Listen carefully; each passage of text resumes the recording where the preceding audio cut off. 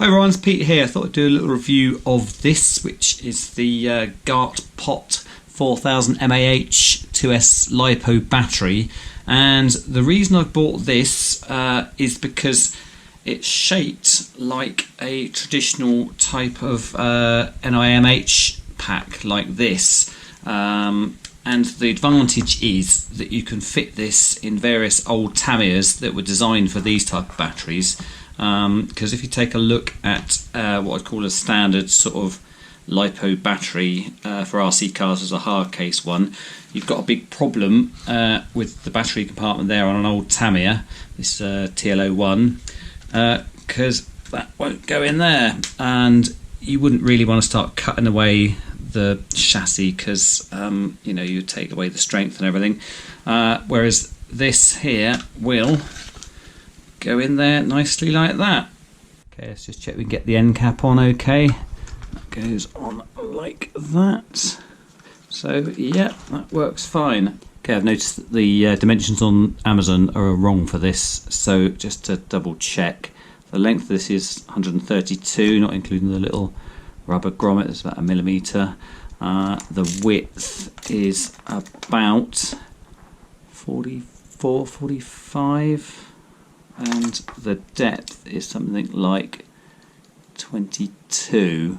On Amazon it's saying 132 by 34 by 20, so the 34 is obviously wrong, and the 20's slightly wrong, but anyway, the dimensions of it, as you can see, are very similar, if not the same, as the standard stick pack.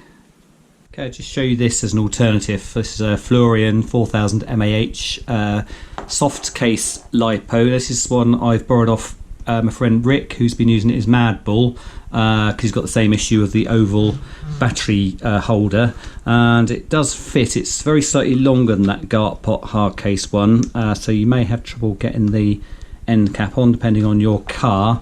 But yeah, it's a good alternative. They're quite cheap, these ones. It is square, but I say because it's a bit lower than the other one, it does fit okay into the battery tray. I'll just measure it quickly. So it's about 41 by 135 by 15. And one thing I would say though is that I might worry slightly about having a soft case LiPo where it's exposed at the bottom of the car like that, because it might get hit by stones and rocks and whatever depending on the car. So I don't know, I'd probably steer clear unless it's well protected inside the car, and I think going for the hard case LiPo, I think that's a better idea. So we did try this one in Rick's Mad Bull, and this one fits absolutely fine. Okay, let's just weigh this quickly for a comparison. So the LiPo battery is 227 grams, and the NIMH battery is 358 grams, so quite a lot lighter for the LiPo battery there. Okay, I think the main thing people want to know is this going to fit in their particular car? So I'm going to try on the ones that I've got. I know already that this isn't going to fit in the very old cars of the sort of late 70s, early 80s, because there was a different type of battery in use at that time. I remember when something like that was a newfangled thing. But anyway, let's see which ones this does fit in.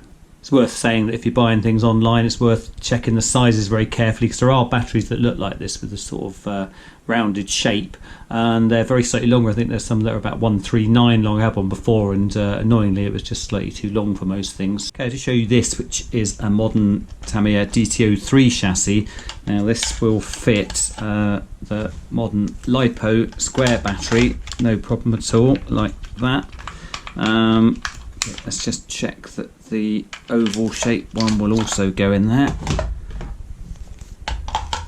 So yeah, there's enough space for the wires to come out the end there. Okay, it's the Tamiya TA01. Put that in there, and yep, this is an MO5 chassis. Yep. Okay, so Lunchbox. Yeah, that fits fine. What I would say about the Lunchbox though is, although this fits, I was never very keen about the fact that you could see the battery poking out the bottom of the Lunchbox.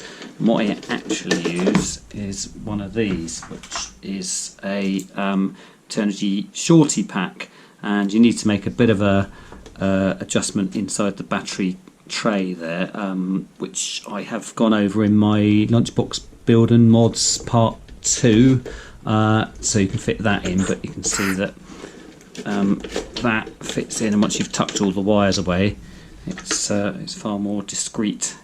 Okay, it's the Wild Willie 2, which is WR02. This is snug. Very snug. Yeah, very snug, but yeah, I've got that in there.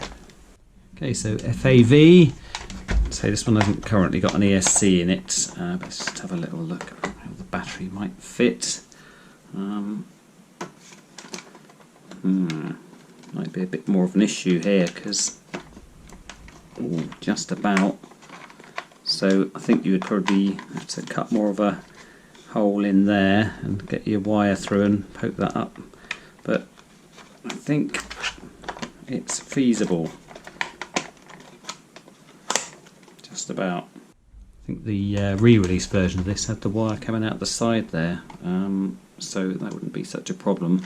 This is an original one, so the wire sort of went through in there, and say it's a bit snug, but yeah, that does just about fit. Okay, so where it all goes wrong, Tamiya sand Scorcher. So let's have a little look. And no, it's far too long. So you remember what I was saying earlier about the old Tamiyas of the late 70s, early 80s, this being one of them. They used to use a shorter nickel cadmium hard case battery, which was sort of square sided, and say they were only 6-volt flat ones, and then they invented the humpback one, which was the 7.2, I guess because they'd already made the cars with the battery compartments that length, but they could incorporate a little bit of extra height. I haven't got one of those, but I've got a modern humpback battery there, which will go into this one, he says, amongst all the wires and everything, but that will go in there. But what I intend to use, and what I used on my previous Sand Scorcher, was this shorty one that I was showing you with the Lunchbox. It needs a bit of padding to stop it rattling about, but that will fit in there fine. Okay, if we look back at the FAV here, you can see it was designed sort of in the interim period between the two different types of pack, so it could fit the stick pack in okay there. But then also you'll notice it's got this cutout bit here, and the reason for that was if you had your humpback battery. Now these modern ones haven't quite got the defined shape that the Tammy one had, but basically the hump part would fit up into that gap there, and you see that on a few Tammies where they've got a space to incorporate that in case you've got one of those style batteries. That's why you've got this slightly odd sort of square bit next to the driver's arm there. That's where the hump part of the battery would be coming up. Now again, this is a bit more nerdy Tamiya knowledge. On the Wild Willie, you probably always wonder why there was that square thing at the back of the car there. It's not for decoration. On the original Wild Willie, the battery was up at the back here, unlike the Wild Willie 2 where it's down the middle. And that square there gave you space. Well, it's not because there's all this wiring on this one, but gave you space to put the hump of the humpback battery. Interesting fact. So basically this should fit in anything that was designed for the traditional stick pack like that, because say the wire comes out in the same place, slightly thicker wires than this one, so providing they can bend around it. They also ought to fit in anything that was designed for these type of ones, because it's slightly shorter, so even if it's an issue with the wires coming out the middle rather than the corner there, you should be able to bend the wires round. So yeah, I mean, obviously look at the battery tray of what you've got, but yeah, that should fit. Okay, I'll just show you what else you get in the box, which isn't an awful lot to be honest. So you get a Velcro strap, which may be useful depending on what vehicle you have. Just think about customer services.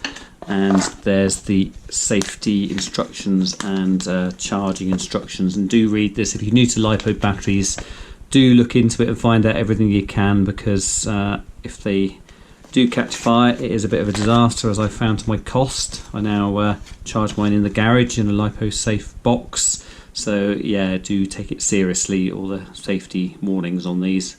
Okay, so these are on Amazon in the UK at the moment for £19.99. I would say I haven't been sent this free or anything.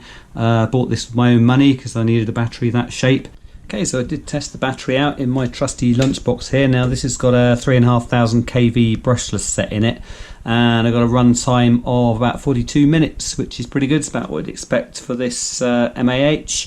When I recharged this to full again, I got 3,951 MAH into it, so not quite 4,000. It may be that the LiPo cut it off slightly early, I don't know, but anyway, it's sort of near enough. I realise I've been waffling on far too long on this video, so I'll leave you with some lovely Lunchbox action. But for now, thanks ever so much for watching, and I'll see you next time.